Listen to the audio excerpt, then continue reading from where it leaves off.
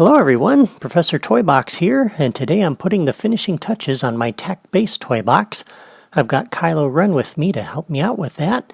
To save time, I've already done a lot of work offline. I've hooked up all the enemy wave generators and a few other things I'll show you. I figure there's no need for you to watch me do that because you've already seen me do that many times before. So I'll just show you where I've placed the enemies and how I'm generating them. And if you need to see step-by-step instructions for how to do that, you can watch episode 5 in this series, where I did the same thing for my Scarif toy box. I think the easiest way to show you what I've done so far is to walk you through the mission. So last time we hooked up the ghost, and as you walk out of this starting trigger area, that'll start the ghost on its fly out. And Janors has dropped you off, and away she'll go. And at the same time, I've hooked this up to a wave generator up here. And you can see that's hooked up to some locators that are spread around the area. And there's 2 of them down there in that little tunnel. And there's a couple of them down over here. And 1 back over here. So that'll generate just a collection of stormtroopers and 1 officer, I believe. And we can take a quick look at that. Yeah, so 4 stormtroopers and an officer.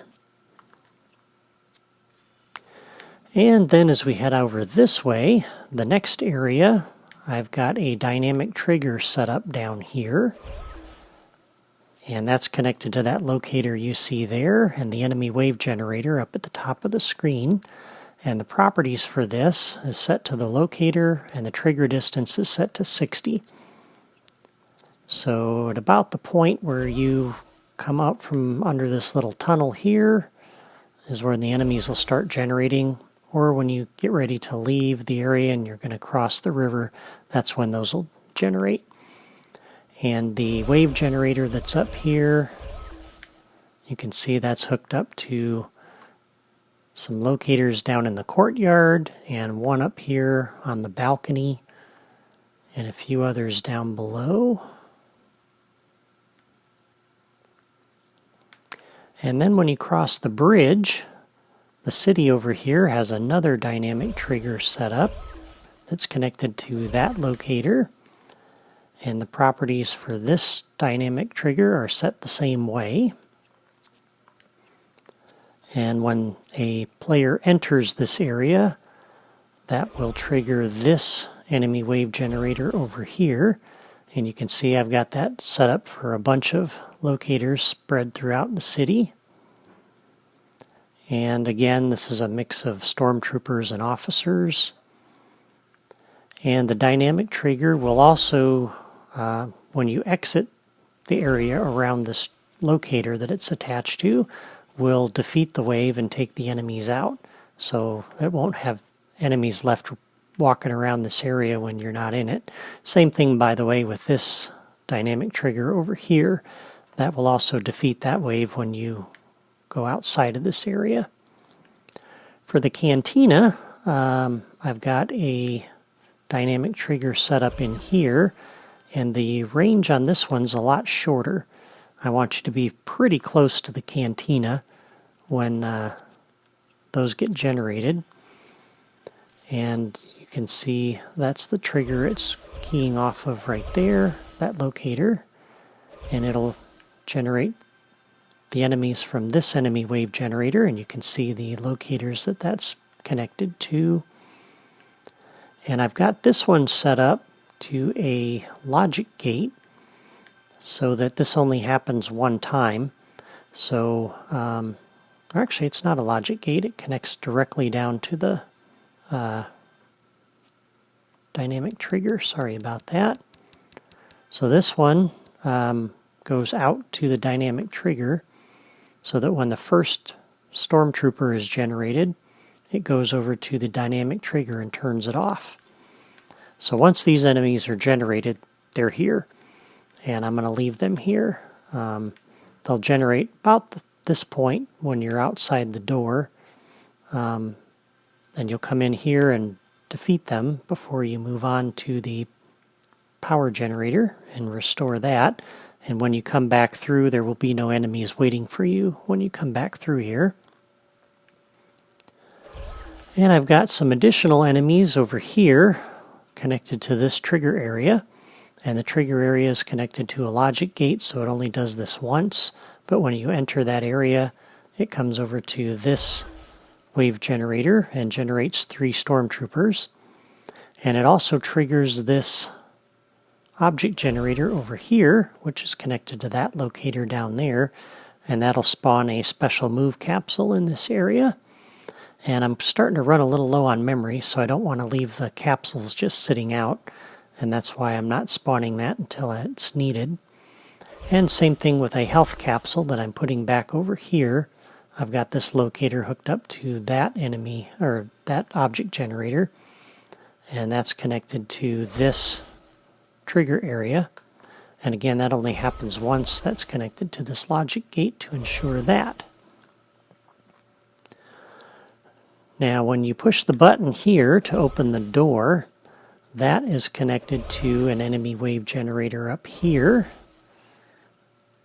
And it's not showing me the locators, but they're basically the locators that are inside this little room.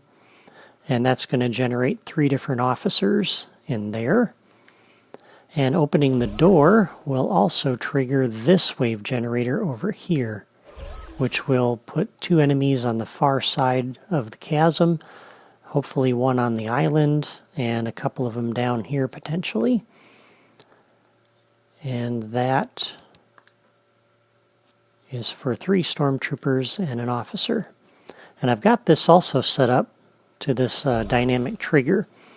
And so the dynamic trigger, when you enter that, the area around that locator down there, and this again is a small area set to 24, that will come through this logic gate here and over to the wave generator.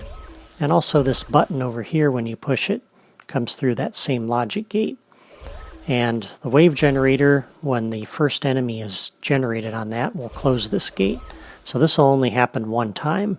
You'll either push the button over here, or you'll walk into this area and trigger this dynamic trigger.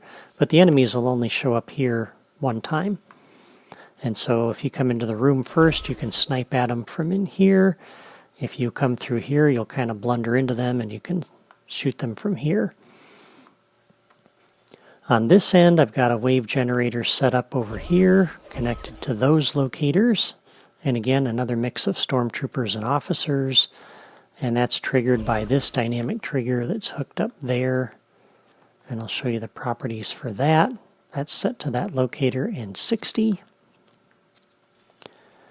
And over here, I've got a dynamic trigger set up in this courtyard that's connected to that locator and 2 enemy wave generators. And again, locator in 60.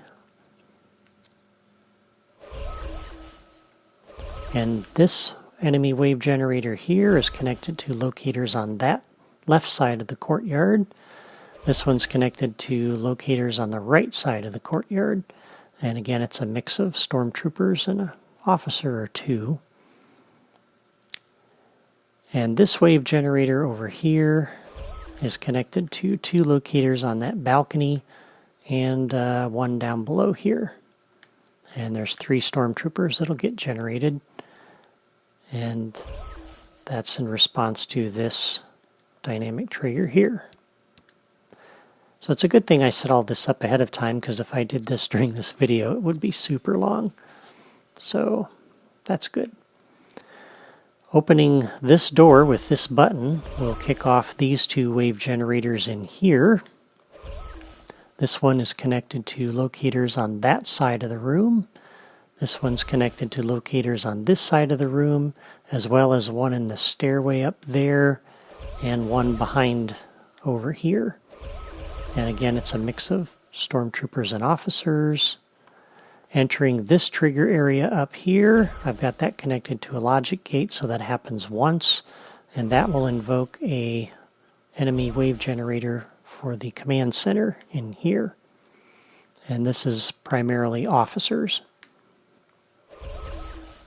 And lastly, there's an enemy wave generator over here, which is kicked off from that trigger area over there. And that will spawn enemies in here as well as from two locators in here. And it'll also trigger this object generator, which will generate a health capsule down there. So that's everything I've set up ahead of time, at least as far as enemies go. So I'm not going to set up any enemies. Those are already set up and ready to go. Next thing I want to do is hook up the radar markers. And I've already dropped the radar markers here. And I'll do the first one for you. I've already done the other three. So this one, the first objective for the mission, is the hydroelectric power generator. So I've already dropped a locator down here, and we'll hook it up like you see there. And I've already hooked that up, all the other three locators up that way to their respective radar markers. And for the properties, each of the radar markers are set up the exact same way. We're going to change the radar marker type to a yellow arrow. We're going to set the beacon location to be the locator. And all of them are set up that exact same way. This first one, however, I want to set active by default. So that will turn that marker on. All of the others will be off. And when we flip the switch down here for the hydroelectric power generator, turning that on will turn off this radar marker because we've already met that objective. And we also want this switch to turn on the next objective. So turning that on, we'll come over here, and I've got a radar marker set up for this button. And we want to activate that. And I'm sorry, it's not the button outside the door, it's the one down here in the room. And I've got a locator set up underneath that. So that'll turn that one on. And pushing this button, which will start the rotating bridge, we'll turn this radar marker off.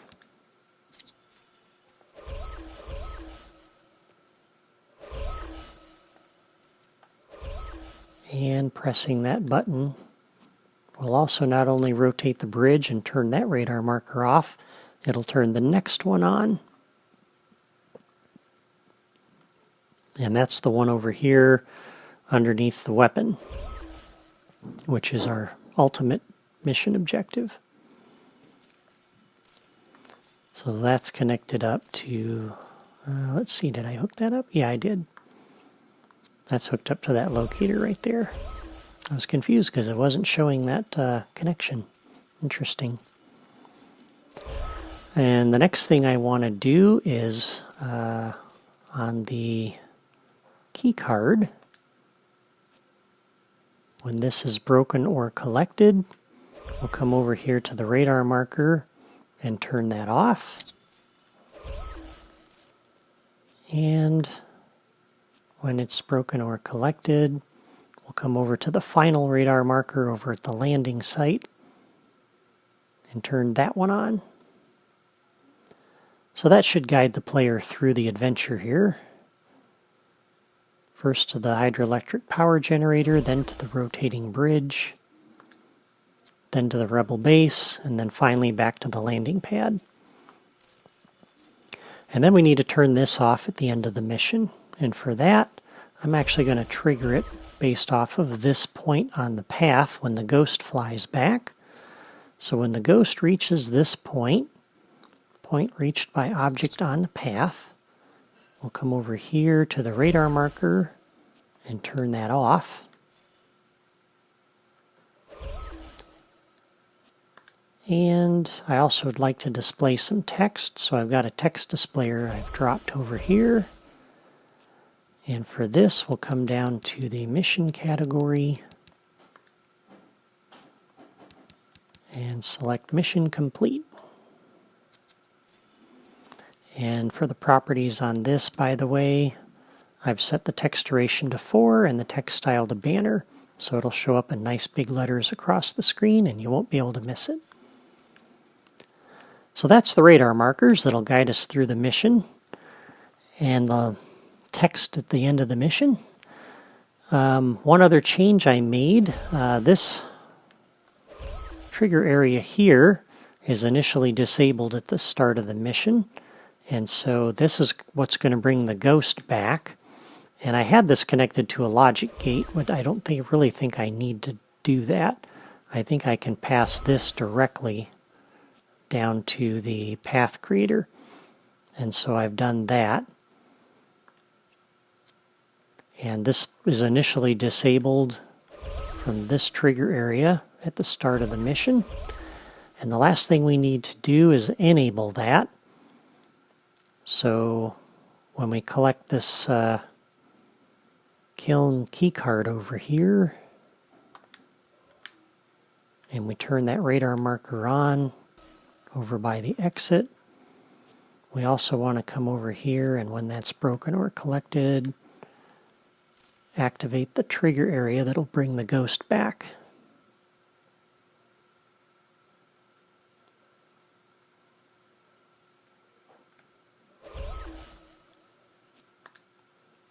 There we go. And we're really close to being done, I think. The last thing I'd like to do by way of a finishing touch is some smoke effects. I really liked the ones that I put in my Avengers Endgame toy box. I think that turned out really well, and I'd like to do the same thing here. It was just enough smoke to add the atmosphere to it without obscuring really anything. And so I've dropped 10 different effects generators here and connected them to locators down throughout the courtyard down there. That one's connected over there. That one's connected to a locator over there. This one to a locator over there. My dog is barking. I don't know if you'll be able to hear that on the video. This one's connected to 2 locators. I needed 2 locators back there for some smoke effects, or it would look a little out of place. And rather than hook up a whole nother set of effects generators, I just went ahead and hooked up this one to both of those. They're on opposite sides of the courtyard there. This one's hooked up to one down over there by that doorway.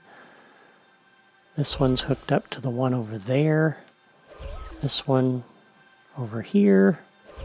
And that one down there. And for each of these, they're hooked up the exact same way. So on the randomizer here, we come into the randomizer and do a new logic connection. And random trigger 1 is going to come over to this first one. And I'm going to play one time a smoke effect. And we're going to do the large area smoke. And I've already hooked up the other 9 signals to each of those. And the other thing we need to do as well is I've got a time delayer hooked up back here, and so each of the random trigger signals will also invoke this time delayer to start the delay. And so the first time the delay is started, I've got the delay set to 1 second. So each second this is going to go off, and it's going to invoke the randomizer here. So we'll come in delay completed, and we'll invoke the randomizer, and one of the 10 random trigger signals will be invoked.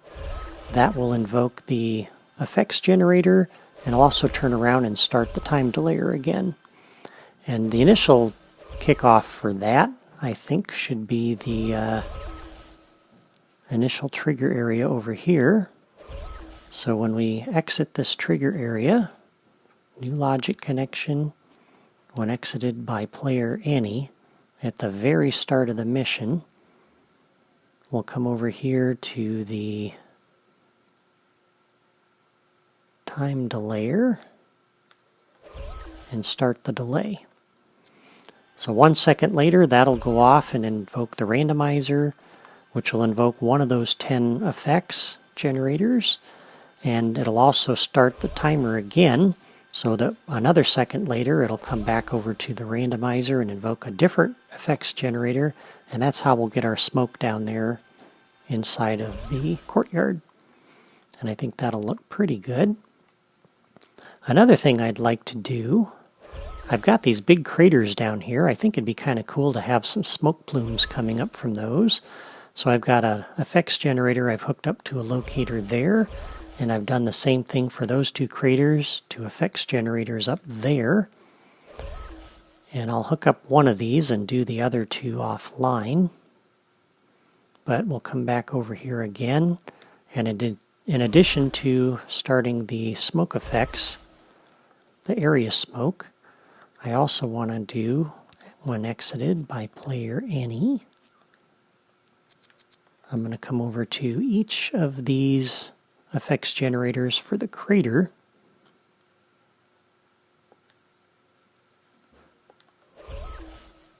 And this time I'm going to play looped. And we're going to come down to the smoke category. And I'm going to do the smoke plume. And that'll kick off the smoke plumes there on each of those craters. And by the way, I've also got 2 craters over here in the courtyard for the rebel base. And I've got those hooked up to effects generators as well. And I want to hook those up to that starting trigger area too, so that those will start off. And I could use 1 effects generator for both of those, but I'm doing 2 because this way the smoke will look different and it won't look like the same exact smoke plume animation. It'll be a little bit different. So, I think that's pretty much everything. We've got the enemies ready to go. We've got the radar markers. We've got some capsules ready to spawn as needed. We got smoke effects. And I think I'm just about ready to play through this mission. But we're going to do that next time. Meanwhile, if you're building this mission in your own toy box, you should visit my blog where you'll find logic diagrams for connecting all the Creativitoys that I used today, including the stuff I built offline ahead of this video. And be sure to sign up on my blog or subscribe to my YouTube channel so you don't miss the next episode. I hope you enjoyed my video today, or at least found it helpful. Thank you for watching, and I'll see you next time.